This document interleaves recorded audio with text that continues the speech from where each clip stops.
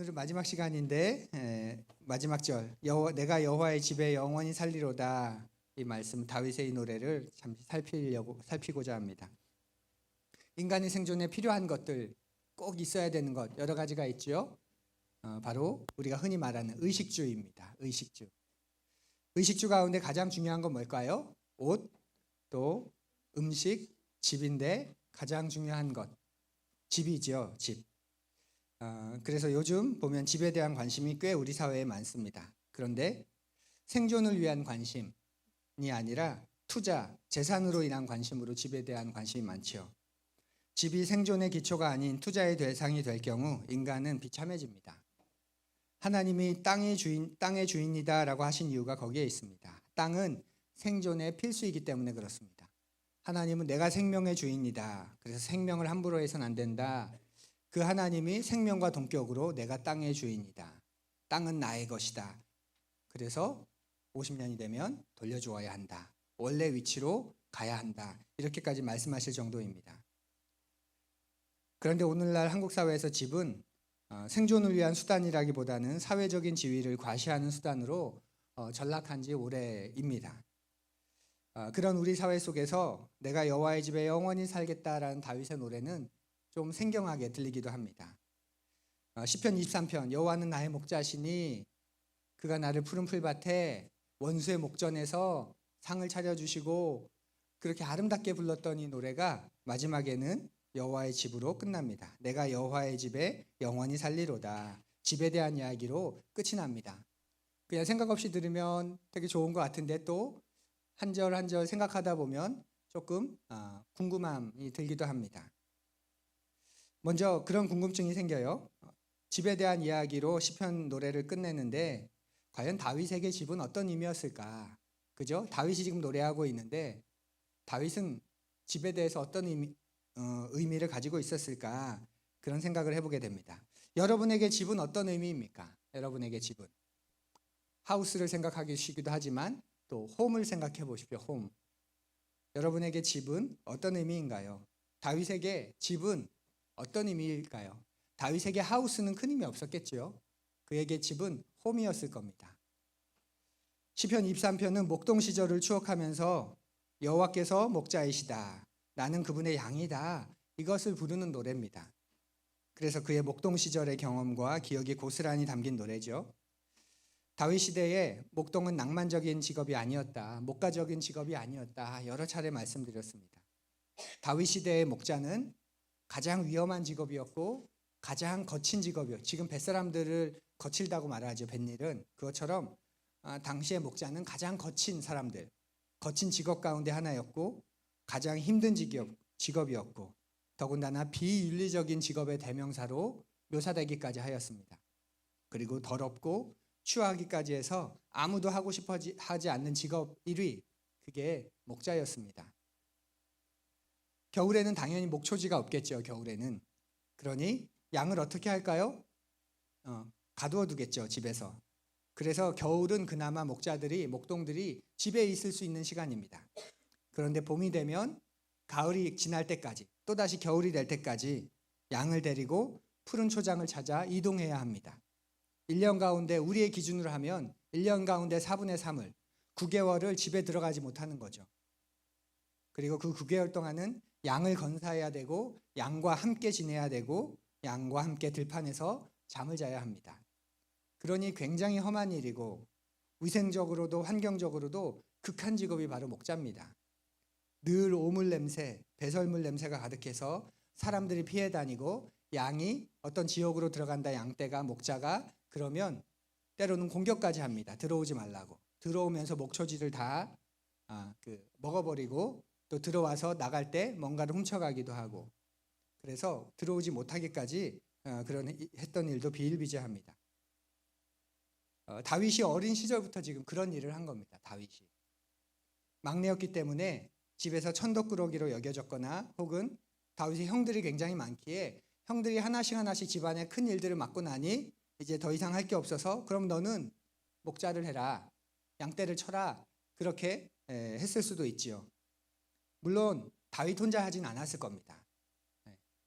다윗보다 더 힘이 세고 더 경험이 많은 종들, 그들과 함께 했을 겁니다. 다윗은 주인을 대표하는 주인의 아들로서 대표 목자였을 것이고 양을 치는 대부분의 일은 경험 많은 그런 다윗 집안의 종들이 함께 했을 겁니다. 그렇게 봄이 되면 겨울이 오기 전까지 9개월 정도를 경험 있는 종들을 인솔해서 나가서 집에 들어오지 못하고 양들과 함께 자며 지냈습니다. 그러니 어땠을까요? 다윗은 정말 집이 그립지 않았을까요? 그렇죠? 다윗은 정말 집이 그리웠을 겁니다. 언제 돌아갈까? 언제 엄마가 해주시는 따뜻한 밥을 먹을까? 언제 따뜻한 물로 깨끗하게 씻고 누울까? 늘 그런 생각을 하면서 양떼를 쳤을 겁니다. 그리고 늘 긴장 상태였겠죠. 맹수들로부터 지켜야 하고 밤엔 도둑들이 훔쳐가지 못하도록 불침번도 서야 하고, 그래서 스트레스와 육체적인 노동 속에서 다윗에게 집은 언제나 그리운 곳이었습니다. 그러다가 이제 다윗이 왕으로 기름 부음을 받게 되죠. 기름 부음을 받게 되면서 어떤 일이 생기나요? 이제는 도망자 신세가 됩니다. 방랑 생활이 시작된 거죠. 사울 왕의 살해 위협을 피해서 도망 다녀야 합니다. 다윗이 주로 거한 곳은 어디입니까? 사막 한가운데 있는 동굴입니다. 아무도 찾을 수 없는, 때론 들판에 숨기도 했고, 또 사람들이 신고를 하면 바로 잡혀가니까 인적 없는 곳, 깊은 광야, 또 깊은 들판, 깊은 계곡에 숨어 지내야 했습니다. 무서운 건 둘째치고 얼마나 외로웠을까요? 그리고 놀랍게도 다윗은 어떻게 이렇게 깊은 들판, 깊은 계곡, 깊은 광야 이런 걸 잘 알고 있었을까요? 놀랍게도 양치기였기 때문에 그랬겠죠. 양을 치고 이스라엘 전역을 다니다 보니 그 덕에 지리를 잘 알게 되고 숨을 만한 곳을 충분히 알고 있었던 겁니다. 전에 그가 경험했던 목자는 저주였고 천덕꾸러기였고 차별받는 그런 아들의 모습이었다고 생각했다면 지금은 그 덕에 생명을 건사하면서 살 수 있는 그런 재료가 됩니다. 그럼에도 얼마나 외로웠을까요? 그러다가 더 이상 이스라엘 안에서는 숨을 곳이 없게 되어서 이제는 어떻게 되죠? 타국으로 망명 생활을 하게 되죠. 국제 난민이 되어가는 겁니다. 그리고 아무 일도 안 당하려면 자기가 해를 끼치는 사람이 아니라는 걸 보여줘야 됩니다. 골리앗을 이긴 장수 다윗, 그런 이미지가 있기 때문에 다른 나라로 갔을 경우, 특별히 골리앗의 고국인 블레셋으로 갔을 경우 그 살해를 당하는 건 1순위입니다. 그래서 자기가 전혀 해가 없는 사람입니다. 오히려 골리앗을 이길 자기를 이제 조롱거리로 삼을 수 있도록. 그래서 우리 골리앗을 이긴 장수라고 하는데 저주를 받아서 저렇게 미치광이가 됐다. 우리의 신 블레셋, 우리의 신이 더 능한 신이다. 그걸 이제 스스로 보여줘야 됩니다. 그래서 미친 척하면서 정신이 온전치 못한 사람이라는 걸 드러냈지요. 메시지 성경은 이 모습을 이렇게 번역합니다. 미친 척하며 머리를 성문에 찍고 입에 거품을 물고 수염에 침을 흘렸다. 그렇게 적국 가운데서 살아야 했습니다. 그러니 집이 얼마나 그리웠겠습니까? 따뜻한 집밥, 가족의 웃음소리, 그것이 얼마나 그리웠을까요? 그렇게 생각하고 나서 6절을 읽으면 좀 다르게 보이기 시작합니다. 목자였을 시절, 도망자로 이스라엘의 동굴에 숨어 있을 시절, 그리고 타국으로 가서 난민이 되어서 미친 척하면서 지내야 했을 시절, 그 속에서 얼마나 집을 그리웠을까, 그것을 생각해 본다면 6절이 다르게 다가옵니다. 우리 앞을 보면서 메시지 성경으로 6절을 함께 읽어보지요. 앞을 보며 시작. 내 사는 동안 날마다 주님의 아름다움과 사랑이 나를 따르리니 나 하나님의 집으로 돌아가 평생토록 그곳에서 살겠습니다. 아멘. 돌아간다는 표현이 좀 색다르게 깊이 와닿지 않습니까? 그렇게 왕이 된 다윗, 정식으로 사울이 죽고 이스라엘의 왕이 된 다윗, 그 다윗은 대단한 집을 가지고 있었습니다. 화려하고 웅장한 집을 넘어선 성을 갖고 있었죠. 그래서 그 성을 뭐라고 부르죠? 다윗성이라고까지 불렀습니다. 그런데 다윗은 그곳 말고 지금 이 시편 23편은 노년에 지은 노래라고 우리가 바라봅니다. 그러면 다윗성을 가지고 있지만, 그곳에 살고 있지만, 그럼에도 그곳 말고 나는 여호와의 집에 영원토록 살겠다. 이렇게 노래합니다. 다윗에게 여호와의 집, 이건 뭘까요? 다윗의 다른 노래를 살펴보면 그 힌트가 있습니다. 우리 그 27편을 함께 앞을 보며 읽습니다. 시작. 내가 여호와께 바라는 한 가지 일 그것을 구하리니 곧 내가 내 평생에 여호와의 집에 살면서 여호와의 아름다움을 바라보며 그의 성전에서 사모하는 그것이라. 네, 우리가 잘 아는 27편의 노래죠. 다윗은 자기에게 한 가지 소원이 있다 말합니다. 내 생전에 여호와의 집에 거하겠다. 거하고 싶다. 거할 것이다. 그래서 여호와의 아름다움을 앙망하고 그 집에서 여호와 그분의 영광과 아름다움을 사모할 것이다. 이렇게 말합니다. 세 가지 같은데 결국 한 가지로 귀결됩니다. 뭐냐면 여호와의 임재지요. 여호와의 집이 있다고 만약에 생각해 보십시오. 여호와의 집. 여길 들어가면 여호와의 집입니다. 저기가. 그러면 그 집에 들어가면 제일 눈에 띄는 게 뭘까요? 제일 눈에 띄는 것 바로 하나님 자신입니다. 여호와의 집이 여호와의 집인 이유가 뭡니까? 하나님이 거기 계시니까. 하나님의 임재를 말하죠. 여호와의 집에 가장 중요한 것 바로 하나님의 임재입니다. 하나님이 거기에 계시다. 그래서 하나님의 임재, 그것을 경험하고 누리면서 그분의 임재하신 그곳에 내가 영원토록 함께할 것이다. 이렇게 노래합니다. 요즘 저는 성수기여서 아침 일찍 집을 나옵니다. 그리고 아는 목사님의 부탁으로 한 형제를 교육하고 있는데 그러다 보니 조금이라도 일을 더해서 일당을 좀 나눠주고 싶어서 저녁 늦게까지 들어가는 게 다반사입니다. 그러다 보면 오후가 되면 어떤 마음이 제게 있을까요? 어서 돌아가고 싶다. 이제 그런 마음이 있습니다. 제가 왜 어서 돌아가고 싶다 그런 마음을 가질까요? 힘들어서 일 그만하고 쉬고 싶어서? 아닙니다. 그곳에 사랑하는 가족이 있으니까. 그래서 가야 할 이유가 생기는 거죠. 집에 사랑하는 사람이 없으면 집이 아닙니다. 여호와의 집에 여호와께서 계시지 않으면 아무 의미가 없습니다. 하나님의 집에, 하나님의 성전에 그 하나님이 임재하시지 않으면 그건 그냥 돌덩이, 돌무더기일 뿐입니다. 사랑하는 푸른이 여러분, 다윗이 여호와의 집을 앙망하고 간절히 사모하고 그곳에 영원히 머무르고 싶다고 노래한 이유는 그 집이 화려하고 대단해서가 아니라 그곳에 여호와 하나님 그분께서 계시기 때문입니다. 그리고 그분이 계시니 뭐가 가능해지죠? 이제 그분과 관계를 맺는 일이 일어나게 됩니다. 요 그 논리적인 흐름을 좀 이해하시면 좋겠습니다. 다윗은 여호와의 집에 거하고 싶다고 말합니다. 여호와의 집은 여호와께서 계시는 곳, 하나님이 임재하시는 곳입니다. 하나님이 임재하시면 그 하나님과 관계를 맺는 일이 가능해집니다. 그러면 그 하나님과 관계를 맺는 일이 일어나게 되면 우리에게 어떤 변화가, 어떤 경험이 우리에게 생기게 될까요? 우리가 인생에서 당하는 세찬, 그런 일들, 장마, 태풍 같은 일들, 장맛비 그런 걸 감당하게 되지요. 다윗의 표현으로 하면 사망의 음침한 골짜기를 다닐지라도 해를 두려워하지 않는다. 사망의 음침한 골짜기로 다닐지라도 해를 두려워하지 않는다. 하나님과의 관계를 맺게 되면 우리에게 일어나는 일입니다. 분명히 아픕니다. 힘들고 고통스럽습니다. 세찬 장마비를 맞으면, 인생의 태풍 한가운데 있게 되면, 사망의 음침한 골짜기 같은 그런 아찔한 그런 순간이 우리에게 경험이 찾아오게 되면 당연히 아프고 힘들고 고통스럽습니다. 그런데 지금 무슨 말입니까? 딱 거기까지다 그 말이죠. 딱 거기까지다. 물이 육지를 넘지 못하게 되는 것처럼 딱 거기까지다 그 말입니다. 그게 하나님과의 관계를 맺을 때 일어나는 일입니다. 하나님과의 관계를 맺지 않으면 그게 물의 지경을 넘어서 침범해버려서 우리를 삼키게 되는 거죠. 살다 보면 어려운 일들을 참 많이 만나게 되지요. 또 지금 어려운 일들을 만난 분들도 계실 겁니다.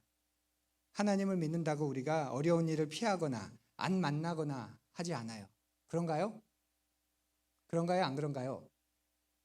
그렇다고 하자니 그렇고 안 그렇다고 하자니 또 그렇고 그런 은혜를 분명히 주시는 경우가 있습니다.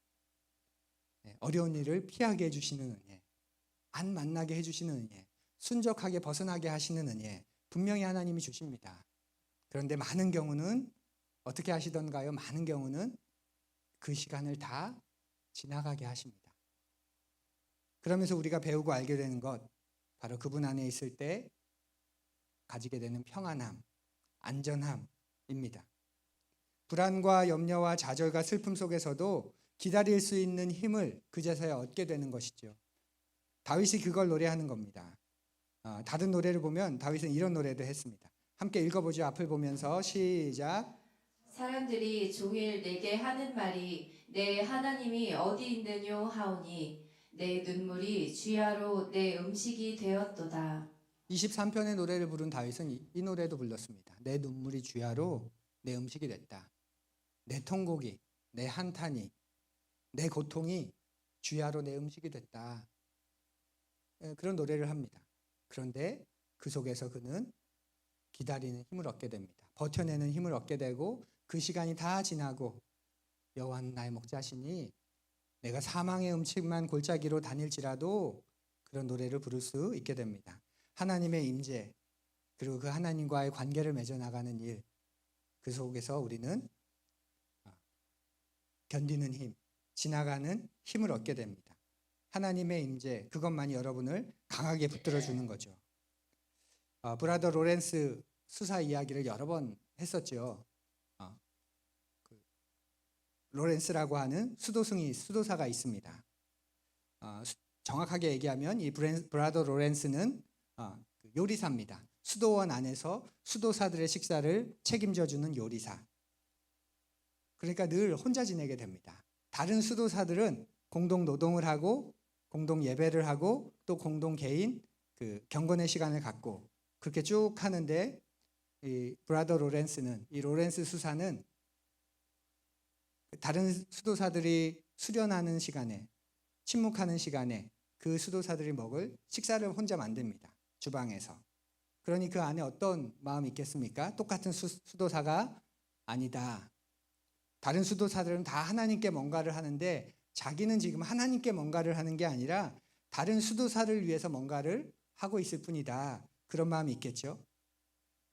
그럼 그가 평상시처럼 주방에서 다른 수도사들이 먹을 그리고 식사를 준비하는데 그의 기록에 보면 이런 구절이 있다고 여러 번 나눴죠.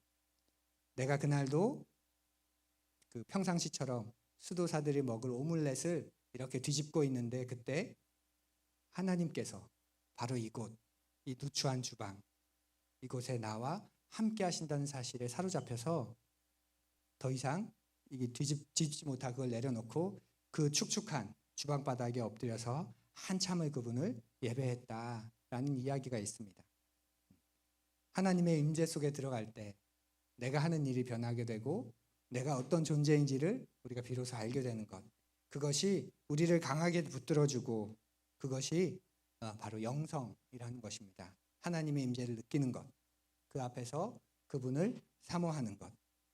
영성이 깊냐 안 깊냐, 기도를 얼마나 많이 하냐, 웹적으로는 그렇게 표현되어 줄 수 있겠지만 참되게는 하나님의 임재 속에 내가 거하고 있냐 거하고 있지 않냐라는 것이죠. 여호와의 집에 들어가서 영원히 거하겠다는 이 다윗의 노래가 신약 시대를 살아가는 우리에게는 어떤 노래로 또 이어질까요? 바울이 잘 그것을 표현해 주었습니다. 우리 함께 읽어보죠. 우리 다음 세대 친구들은 특별히 크게 읽어주세요. 다 함께 시작. 그의 안에서 건물마다 서로 연결하여 주 안에서 성전이 되어 가고 너희도 성령 안에서 하나님이 거하실 처소가 되기 위하여 그리스도 예수 안에서 함께 지어져 가느니라. 아멘. 그는 이제 예수 그리스도를 말하고요. 건물은 우리를 비유하는 말이죠. 우리가 그의 안에서 건물인 우리. 여기서 건물은 완전한 집을 말합니다. 완전한 집 그 자체로 우리가 서로 연결해서 주 안에서 성전이 되어 간다 이렇게 말하고 있습니다.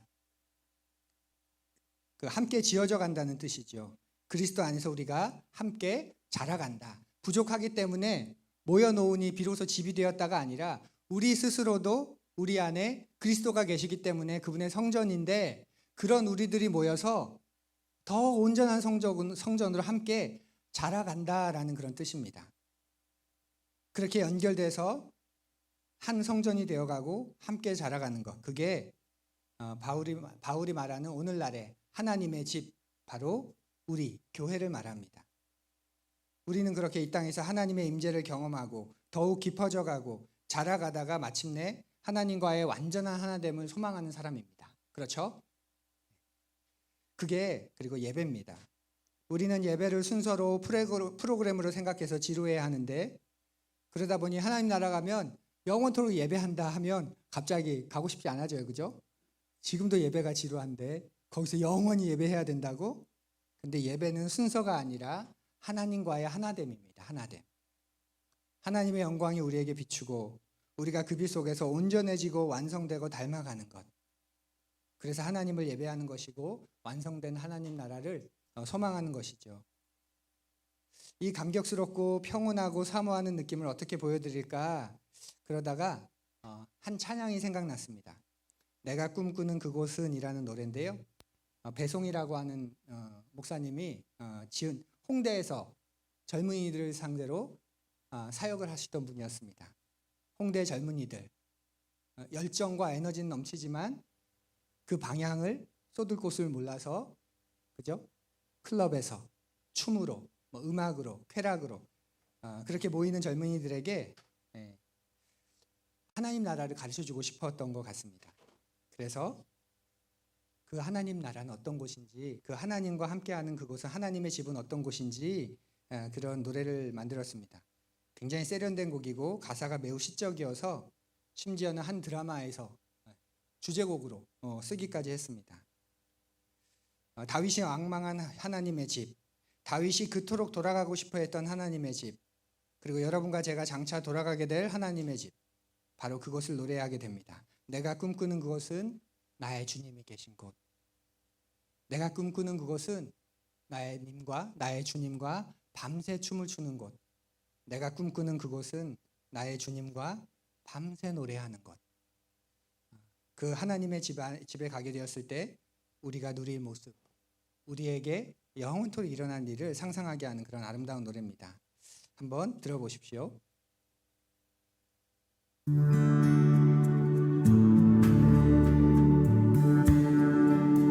다윗이 이런 품으로 23편을 만들어서 부르지 않았을까? 그런 생각도 듭니다. 그렇게 하나님과 함께하는, 하나님이 계신 곳, 그곳을 소망하고 또 그곳에서 일어날 일을 기대하는 이 믿음, 이 신앙이 우리에게 큰 도전이 되고 또 우리에게도 분명한 진리가 됩니다. 그 동영상 밑에 댓글에 이런 댓글이 있었습니다. 정말 제가 꿈꾸는 건요, 예수님의 품에 안겨 마음껏 웃어보는 거예요. 주님 만나면 절대 울지 않을 거예요. 이 땅에서 너무 많이 울어서요. 저와 함께 울어주신 예수님 감사합니다. 그런 댓글이 있어서 참 인상적이었습니다. 이 땅에서 너무 많이 울었다.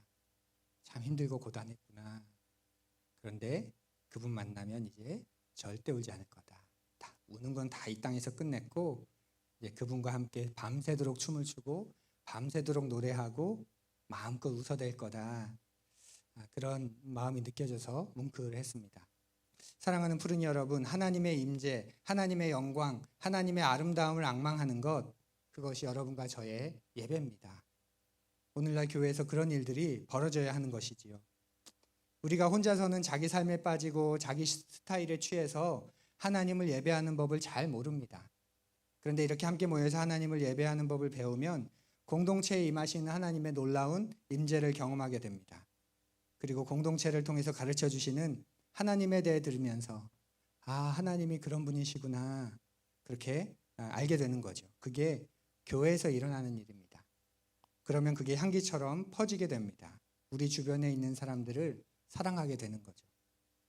선하시고 인자하신 분께서 나를 사랑해 주셨기 때문에 나도 내 주변에 있는 사람에게, 내 신경을 건드리는 사람에게 선하심과 인자하심을 베푸는 것, 그 손을 아예 걷어버리지 않는 것입니다. 그게 사랑입니다. 사랑이 내 감정과 내 의지와 내 그 기분을 넘어서는 걸 경험하게 되는 것, 그것이 주님의 임재 안에 있을 때 우리에게 일어나는 일입니다. 그리고 저는 그런 기적을 경험합니다. 여러분도 그런 기적을 경험하게 될 겁니다. 어느 순간 여러분의 감정, 여러분의 의지, 여러분의 기분을 넘어서는 사랑을 하게 되는 것, 결단을 하게 되는 것, 그런 용서나 용납이나 그런 섬김을 하게 되는 것, 그게 하나님의 임재 속에서, 그 하나님과 관계 맺음 속에서 우리에게 일어나는 기적 같은 일입니다. 교회는 그 사랑을 배우는 곳입니다. 우리 따라해 볼까요? 교회는 사랑을 배우는 곳이다. 여러분만 시작. 교회는 사랑을 배우는 곳이다. 아멘. 푸른 교회를 통해, 우리 교회를 통해 여러분이 더 사랑의 사람이 되어가면 신앙생활 잘 하시는 겁니다. 포기하고 버리고 다른 곳으로 가는 게 아니라 힘들어도 옆에 붙어서 사랑하는 것, 사랑하는 곳, 그게 교회입니다. 그리고 거기에서 성장과 성숙이 일어납니다. 그럴 때 비로소 하나님의 선하심과 인자하심을 보여주게 되는 거죠. 그걸 훈련하는 곳이 바로 교회입니다. 우리 교회 예배 많이 없어서 죄송합니다. 또 신방도 성경 공부도 많이 못 해드려서 죄송합니다. 그럼에도 사랑 우리 함께 해봅시다. 아멘. 아이들은 교회에서 자신들이 사랑받는 기억이 가득한 경험을 하게 해주고 서로가 변해가는 것을 경험하는 것. 하나님이 이 형제를, 이 자매를 이렇게 바꿔놓고 계시는구나. 바꾸어 놓으셨구나. 하나님이 우리 목사님 이렇게 만들어가고 계시는구나. 그렇게 우리 서로 사랑함을, 그 안에서 변해가는 그런 경험을 해보면 좋겠습니다. 그러기 위해선, 그 여호와의 집을 사모하기 위해선, 하나님의 임재를 사모하기 위해선 한 가지 우리에게 필요한 일이 있습니다. 바로 나의 집을, 여러분의 집의 허술함을 보는 것이죠. 내 집이 허술하다 그렇게 생각하지 않으면 여호와의 집을 찾지 않습니다. 다윗과 같은 궁전이 괜찮다라고 생각하는 사람은 여호와의 집을 찾지 않습니다. 그 속에서 빠져서 나오지 않을 겁니다. 그렇죠? 내 집이 이렇게 안전한데, 내 집도 이렇게 근사한데 뭐. 그런데 내 집은 참 허술하다. 사람이 만들어 놓는 이 인생은 참 허술하다. 그렇게 생각할 때 여호와의 집을 찾게 됩니다. 경제적으로 너무 부유한 걸 부러워하지 마십시오. 부유함을 다룰 수 없다면 오히려 적당히 소박한 삶이 낫습니다. 많은 사람들이 부유함을 쫓다가 여호와의 집에 대한 갈망을 다 잊어버리고 공허함 속에 살아가는 것 우리가 많이 봅니다. 그러니 여러분의 집의 허술함을 경험하고 경험하게 하실 때 또 비관하지 마시고 여호와의 집을 기대하고 소망하는 재료로 삼으시기 바랍니다. 이 허술함은 딱 거기까지다. 그렇게 믿음으로 선포하시기 바랍니다. 여러분 평생의 숙제 하나 드리려고 합니다. 평생의 숙제. 앞으로 사시는 동안 어디 사세요? 이런 질문 많이 들으실까요? 안 들으실까요? 많이 들으실 겁니다. 그죠? 누군가를 만나서 서로 이야기 나눌 때 어디 사세요? 이런 얘기 많이 들으실 겁니다. 그럴 때 예, 저 어디 삽니다. 저 저기 아파트에 삽니다. 그렇게 일상처럼 늘 하던 것처럼 대답하시되 그 대답하는 순간 그 마음 한켠에서는 이런 고백이 먼저 나오면 좋겠습니다. 저 영원히 여호와의 집에 살고 있습니다. 아멘. 저 불로동에 살지만 거기는 잠깐 지나가는 곳이고 제가 영원히 사는 곳은 여호와의 집입니다. 그렇게 고백하면서 서로 대답할 수 있으면 좋겠습니다. 그게 여러분 평생의 숙제입니다. 아셨죠? 평생의 숙제. 그러다가 한 20-30년 지난 어느 날 이런저런 대화를 하다가 이 숙제를 말씀하시는 분이 계시면 좋겠습니다. 목사님 한 30년 전쯤에 우리가 그때까지 살아야 되는데 설교 중에 그런 말을 하신 적이 있는데 그때부터 지금까지 어디 삽니까? 물어보면 마음 한켠에 저는 잠깐 김포에 살지만 제가 영원히 살 곳은 여호와의 집입니다. 그런 고백과 함께 대답을 합니다. 그렇게 이야기할 수 있으면 좋겠습니다. 그렇게 함께 사는, 함께 지어져가는, 함께 바라보는 푸른 이들이 되어주시기를 간절히 바랍니다. 늘 집을 소망하고 언제나 집을 그리워했던 다윗.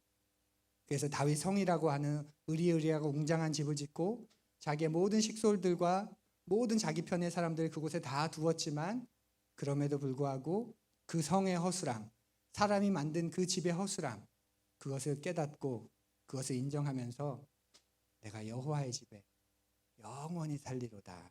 죽어서가 아니라 내 생전에 바로 이곳에서부터 그 하나님의 집에 영원히 살겠다. 우리도 함께 그런 고백하는 푸른이가 되시기를 간절히 바랍니다.